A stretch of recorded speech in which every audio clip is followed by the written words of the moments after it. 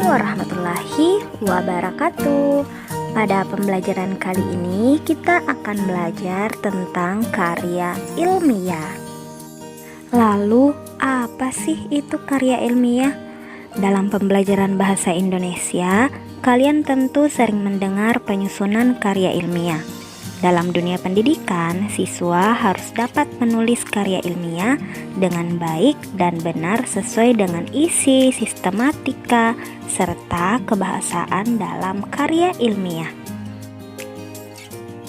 Karya ilmiah merupakan suatu karya yang sifatnya itu non-fiksi. Dalam hal ini, bukan merupakan cerita rekaan. Karya ilmiah juga bersifat objektif dan faktual. Untuk lebih jelasnya, yuk langsung saja kita simak pembelajaran berikut ini. Pembahasan yang pertama yaitu pengertian karya ilmiah. Menurut Kamus Besar Bahasa Indonesia atau KBBI, karya ilmiah merupakan karya tulis yang dibuat dengan prinsip ilmiah menurut data dan fakta, berdasarkan hasil observasi, eksperimen, ataupun kajian pustaka. Sementara itu, menurut Mariadi dalam Harun dan kawan-kawan, karya ilmiah yaitu suatu karya yang memuat dan mengkaji suatu permasalahan tertentu dengan menggunakan kaidah-kaidah keilmuan. Selanjutnya, menurut Broto Wijoyo, karangan ilmiah adalah karangan ilmu pengetahuan yang menyajikan fakta dan ditulis menurut metodologi penulisan yang baik dan benar. Berikutnya, menurut Munawar Syamsuddin, tulisan ilmiah adalah naskah yang membahas suatu masalah tertentu atas dasar konsepsi keilmuan tertentu dengan memilih metode penyajian tertentu secara utuh, teratur, dan konsisten. Berdasarkan pengertian-pengertian tersebut, dapat disimpulkan bahwa karya ilmiah adalah karya tulis yang dibuat untuk memecahkan suatu permasalahan dengan landasan teori dan metode-metode ilmiah. Biasanya, karya ilmiah berisikan data, fakta, dan solusi mengenai suatu masalah yang diangkat. Penulisan karya ilmiah dilakukan secara runtut dan sistematis. Selanjutnya, pembahasan yang kedua yaitu tujuan karya ilmiah. Yang pertama, melatih peneliti berpikir kritis, komprehensif, dan mampu mengembangkan ilmu pengetahuan baru. Yang kedua, melatih mengungkapkan pemikiran atau hasil penelitian dalam bentuk tulisan ilmiah yang sistematis dan metodologis, serta menjadi pengetahuan antara sekolah dengan masyarakat luas atau orang-orang yang berminat membacanya. Selanjutnya, pembahasan yang ketiga yaitu esensi karya ilmiah. Menurut Nison Ayu Konstantia, dalam bukunya yang berjudul Bahasa Indonesia SMK MAK, penerbit Bumi Aksara, esensi karya ilmiah itu ada 4. Yang pertama, karya ilmiah memuat gagasan ilmiah lewat pikiran dan alur pikiran. Yang kedua, alur pikir dituangkan dalam sistematika dan notasi. Yang ketiga, karya tulis harus sesuai dengan kaidah kebahasaan yang baik dan benar. Dan yang keempat, keindahan karya ilmiah terletak pada bangun pikir dengan unsur-unsur yang menyangganya. Selanjutnya, kita masuk ke pembahasan yang keempat, yaitu bentuk-bentuk penyajian karya ilmiah. Karya ilmiah itu terbagi menjadi 3 bentuk penyajian. Yang pertama, bentuk populer, yang kedua, bentuk semi formal, dan yang ketiga, bentuk formal. Yang pertama yaitu bentuk populer. Karya ilmiah bentuk ini sering disebut karya ilmiah populer. Bentuknya mana suka. Karya ilmiah bentuk ini bisa diungkapkan dalam bentuk karya ringkas. Ragam bahasanya bersifat santai. Karya ilmiah populer umumnya dijumpai dalam media massa, seperti koran atau majalah.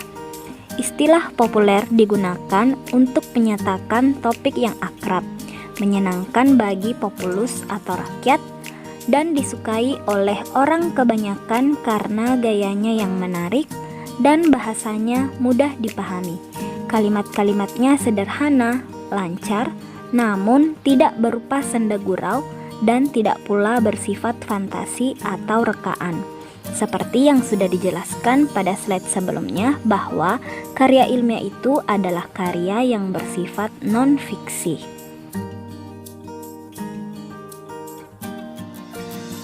Yang kedua, bentuk semi-formal.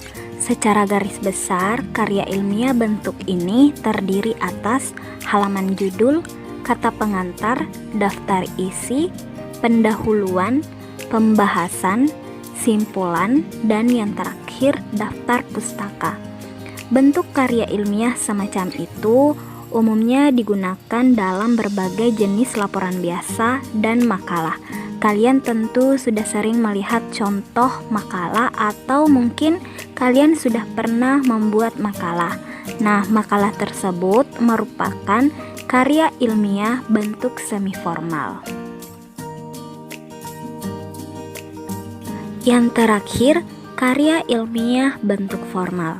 Karya ilmiah bentuk formal disusun dengan memenuhi unsur-unsur kelengkapan akademis secara lengkap, seperti dalam skripsi, tesis, atau disertasi. Meskipun kalian belum masuk ke perguruan tinggi, tetapi kalian pasti sudah sering dengar istilah skripsi, tesis, ataupun disertasi.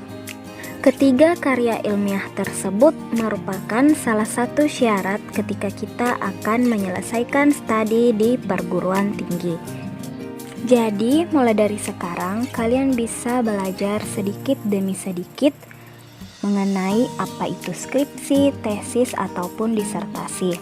Hal itu akan memudahkan kalian nantinya ketika akan menyelesaikan pendidikan di perguruan tinggi. Baik, selanjutnya kita lanjut ke unsur-unsur karya ilmiah bentuk formal. Yang pertama itu ada judul, kemudian tim pembimbing, kata pengantar, abstrak, daftar isi, bab pendahuluan, bab telaah kepustakaan atau kerangka teoretis, bab metode penelitian, bab pembahasan hasil penelitian, bab simpulan dan rekomendasi, daftar pustaka, lampiran-lampiran, dan riwayat hidup. Selanjutnya, pembahasan yang kelima yaitu struktur karya ilmiah. Beberapa bagian penting dari struktur karya ilmiah diuraikan sebagai berikut: judul, pendahuluan, kerangka teoretis, metodologi penelitian, pembahasan, simpulan dan saran, dan yang terakhir daftar pustaka.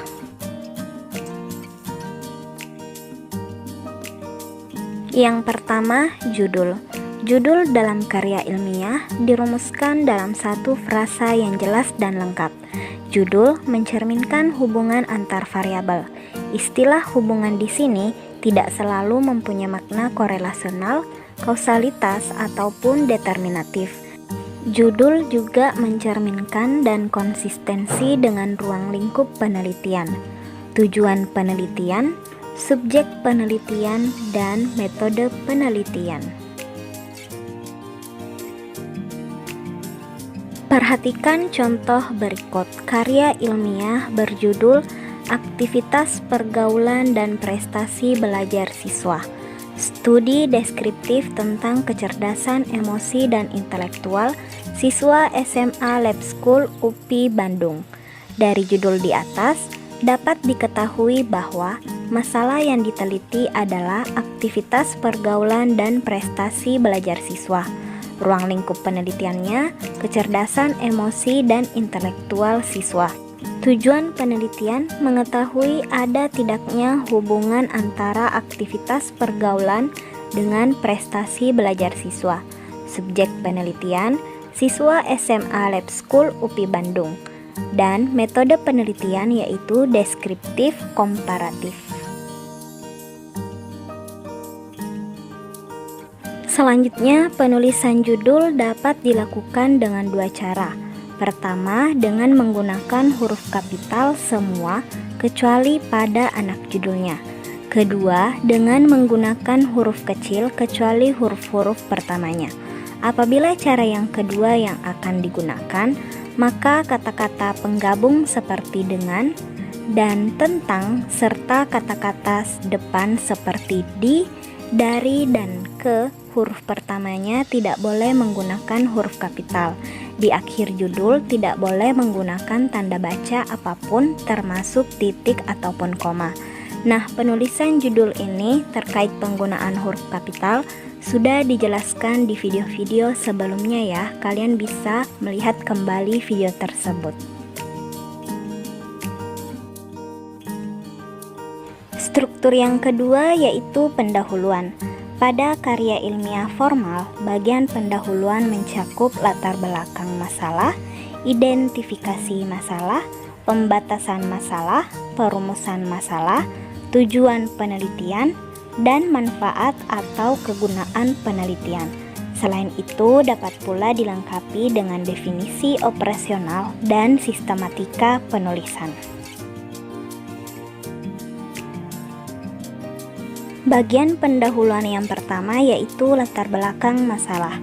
Uraian pada latar belakang masalah dimaksudkan untuk menjelaskan alasan timbulnya masalah dan pentingnya untuk dibahas, baik itu dari segi pengembangan ilmu, kemasyarakatan, maupun dalam kaitan dengan kehidupan pada umumnya.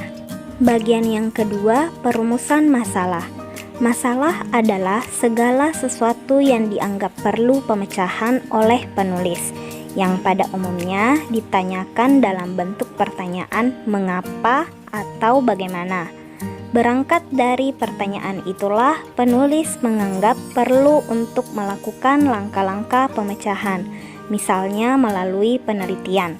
Masalah itu pula yang nantinya menjadi fokus pembahasan di dalam karya ilmiah tersebut. Setelah perumusan masalah, ada tujuan. Tujuan penulisan karya ilmiah. Tujuan merupakan pernyataan mengenai fokus pembahasan di dalam penulisan karya ilmiah tersebut, berdasarkan masalah yang telah dirumuskan. Dengan demikian, tujuan harus sesuai dengan masalah pada karya ilmiah itu. Dan selanjutnya, manfaat. Perlu diyakinkan pula kepada pembaca tentang manfaat atau kegunaan dari penulisan karya ilmiah, misalnya untuk pengembangan suatu bidang ilmu ataupun untuk pihak atau lembaga-lembaga tertentu. Struktur selanjutnya yaitu kerangka teoretis. Kerangka teoretis disebut juga kajian pustaka atau teori landasan. Tercakup pula di dalam bagian ini adalah kerangka pemikiran dan hipotesis. Kerangka teoretis dimulai dengan mengidentifikasi dan mengkaji berbagai teori yang relevan serta diakhiri dengan pengajuan hipotesis. Di samping itu, dalam kerangka teoretis perlu dilakukan pengkajian terhadap penelitian-penelitian yang telah dilakukan para penulis terdahulu. Langkah ini penting dilakukan guna menambah dan memperoleh wawasan ataupun pengetahuan baru yang telah ada sebelumnya. Selain akan menghindari adanya duplikasi yang sia-sia, langkah ini juga akan memberikan perspektif yang lebih jelas mengenai hakikat dan kegunaan penelitian itu dalam perkembangan ilmu secara keseluruhan.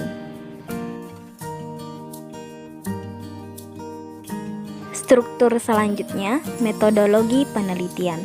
Dalam karya tulis yang merupakan hasil penelitian, perlu dicantumkan pula bagian yang disebut dengan metode penelitian. Metodologi penelitian diartikan sebagai prosedur atau tahap-tahap penelitian, mulai dari persiapan, penentuan sumber data, pengolahan, sampai dengan pelaporannya. Setiap penelitian mempunyai metode penelitian masing-masing yang umumnya bergantung pada tujuan penelitian itu sendiri. Adapun metode-metode penelitian yang dimaksud misalnya sebagai berikut. Yang pertama, metode deskriptif, yakni metode penelitian yang bertujuan hanya menggambarkan fakta secara apa adanya tanpa adanya perlakuan apapun. Data yang dimaksud dapat berupa fakta yang bersifat kuantitatif atau statistika, ataupun fakta kualitatif. Yang kedua, metode eksperimen, yakni metode penelitian bertujuan untuk memperoleh gambaran atas suatu gejala setelah mendapatkan perlakuan. Dan yang ketiga, metode penelitian kelas, yakni metode penelitian dengan tujuan untuk memperbaiki persoalan-persoalan yang terjadi pada kelas tertentu. Misalnya tentang motivasi belajar dan prestasi belajar peserta didik dalam kompetensi dasar tertentu. Struktur selanjutnya yaitu pembahasan. Bagian ini berisi paparan tentang isi pokok karya ilmiah terkait dengan rumusan masalah atau tujuan penulisan yang dikemukakan pada bab pendahuluan. Data yang diperoleh melalui hasil pengamatan, wawancara, dan sebagainya itu dibahas dengan berbagai sudut pandang, diperkuat oleh teori-teori yang telah dikemukakan sebelumnya. Sekiranya diperlukan, pembahasan dapat dilengkapi dengan berbagai sarana pembantu seperti tabel dan grafik. Sarana-sarana pembantu tersebut diperlukan untuk menjelaskan pernyataan ataupun data. Tabel dan grafik merupakan cara efektif dalam menyajikan data dan informasi. Sajian data dan informasi lebih mudah dibaca dan disimpulkan. Penyajian informasi dengan tabel dan grafik memang lebih sistematis dan lebih enak dibaca, mudah dipahami, serta lebih menarik daripada penyajian secara verbal. Pada pembahasan, penulis perlu menggunakan argumen-argumen yang telah dikemukakan dalam kerangka teoretis. Pembahasan data dapat diibaratkan dengan sebuah pisau daging. Apabila pisau itu tajam, baik pula lah keratan-keratan daging yang dihasilkannya. Namun, apabila tumpul, keratan daging itu akan acak-acakan, penuh cacat. Demikian pula halnya dengan pembahasan data. Apabila argumen-argumen yang dikemukakan penulis lemah dan data yang digunakannya tidak lengkap, pemecahan masalahnya pun akan jauh dari yang diharapkan. Struktur selanjutnya yaitu simpulan dan saran. Simpulan merupakan pemaknaan kembali atau sebagai sintesis dari keseluruhan unsur penulisan karya ilmiah. Simpulan merupakan bagian dari simpul masalah pendahuluan, kerangka teoretis yang tercakup di dalamnya, hipotesis, metodologi penelitian, dan temuan penelitian. Simpulan merupakan kajian terpadu dengan meletakkan berbagai unsur penelitian secara menyeluruh. Oleh karena itu, perlu diuraikan kembali secara ringkas pernyataan-pernyataan pokok dari unsur-unsur yang sudah dibahas sebelumnya dengan meletakkannya dalam kerangka pikir yang mengarah kepada simpulan. Berdasarkan pengertian tersebut, seorang peneliti harus pula melihat berbagai implikasi yang ditimbulkan oleh simpulan penelitian. Contoh implikasi tersebut berupa pengembangan ilmu pengetahuan, kegunaan yang bersifat praktis dalam penyusunan kebijakan. Hal-hal tersebut kemudian dituangkan ke dalam bagian yang disebut rekomendasi atau saran-saran. Struktur yang terakhir yaitu daftar pustaka. Daftar pustaka memuat semua kepustakaan yang digunakan sebagai landasan atau referensi dalam karya ilmiah yang biasanya didapat dari sumber tertulis, baik itu yang berupa buku, artikel jurnal, dokumen resmi, maupun sumber-sumber lain dari internet. Semua sumber tertulis atau tercetak yang tercantum di dalam karya ilmiah harus dicantumkan di dalam daftar pustaka. Sebaliknya, sumber-sumber yang pernah dibaca oleh penulis tetapi tidak digunakan di dalam penulisan karya ilmiah itu tidak boleh dicantumkan di dalam daftar pustaka. Cara menulis daftar pustaka berurutan secara alfabetis tanpa menggunakan nomor urut. Sumber tertulis atau tercetak yang memerlukan banyak tempat lebih dari satu baris ditulis dengan jarak satu spasi, sedangkan jarak antara sumber yang satu dengan yang lainnya adalah 2 spasi. Adapun susunan penulisan daftar pustaka yaitu yang pertama, nama yang menyusun di balik, kemudian tahun terbit, kemudian judul pustaka, kemudian kota terbit, dan yang terakhir penerbit. Kalian bisa lihat contoh penulisan daftar pustaka pada slide ini.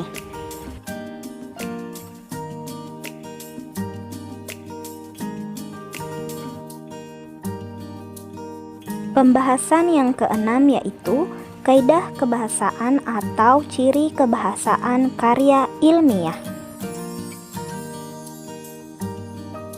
Yang pertama, karya ilmiah ditandai oleh pilihan kata yang bersifat impersonal.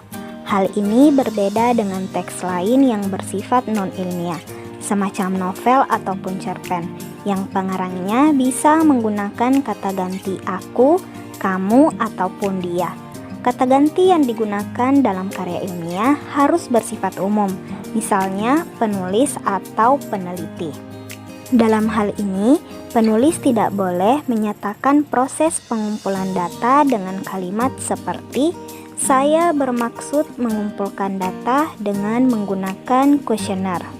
Kalimat yang harus digunakan adalah di dalam pengumpulan data penelitian ini, penulis menggunakan kuesioner. Kata ganti saya diganti menjadi kata penulis atau kata peneliti. Oh iya, di dalam penulisan karya ilmiah sebaiknya menggunakan kalimat pasif. Selanjutnya, kaidah kebahasaan yang kedua yaitu karya ilmiah menghindari penggunaan kata dan kalimat yang bermakna ganda. Dengan kata lain, bahasa yang digunakannya itu harus reproduktif. Artinya, apabila penulis menyampaikan informasi, misalnya yang bermakna S, pembacanya pun harus memahami informasi itu dengan makna X pula. Informasi X yang dibaca harus merupakan reproduksi yang benar-benar sama dari informasi X yang ditulis. Kaidah yang ketiga yaitu ragam bahasa yang digunakan karya ilmiah harus lugas dan bermakna denotatif. Makna yang terkandung dalam kata-katanya harus diungkapkan secara eksplisit untuk mencegah timbulnya pemberian makna yang lain. Makna denotasi adalah makna kata yang tidak mengalami perubahan sesuai dengan konsep asalnya. Makna denotasi disebut juga makna lugas. Kata itu tidak mengalami penambahan makna. Kaidah yang keempat, dalam karya ilmiah banyak terdapat definisi atau batasan dari kata atau istilah-istilah yang digunakan. Misalnya, jika dalam karya itu digunakan kata seperti frasa atau klausa, maka penulis itu harus terlebih dahulu menjelaskan arti kedua kata itu sebelum ia melakukan pembahasan yang lebih jauh.